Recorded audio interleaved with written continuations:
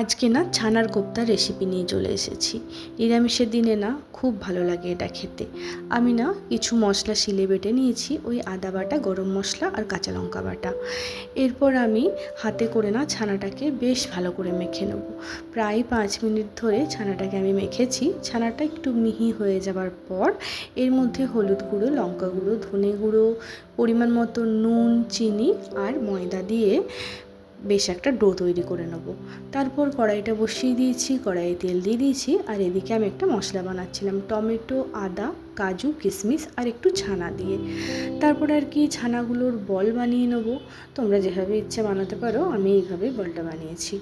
আর তারপর কড়াইয়ে তেলটা গরম হয়ে গেলে এই ছানার বলগুলোকে আস্তে আস্তে ভালো করে ছেঁকে নেব। তেলে কিন্তু কোনো কার্পণ্য করা চলবে না এই তরকারিটাতে। এরপর এর মধ্যে তেজপাতা, কিছু গোটা গরম মশলা দিয়েছি, আর তারপর একটু আদা বাটা ছিল, আদা বাটাটা দিয়ে দিয়েছি। আর যে মশলাটা পেস্ট করেছিলাম ওটা দিয়ে বেশ ভালোভাবে কষিয়ে নিতে হবে। গ্যাসের ফ্লেমটা লো রাখতে হবে। এই দেখো মোটামুটি মশলাটা কষানো হয়ে গেছে। আচ্ছা, এই রান্নাটা না ভাত, ফ্রাইড রাইস বা পোলাও যে কোনো জিনিসের সাথে খুব ভালো যায়। এরপর কিছু বেসিক যে গুঁড়ো মশলাগুলো হয় ওগুলো দিয়ে দিলাম। আর আমি একটা আলু সেদ্ধ করে রেখেছিলাম, ওই সেদ্ধ আলুটাও স্ম্যাশ করে এতে দিয়ে দিলাম।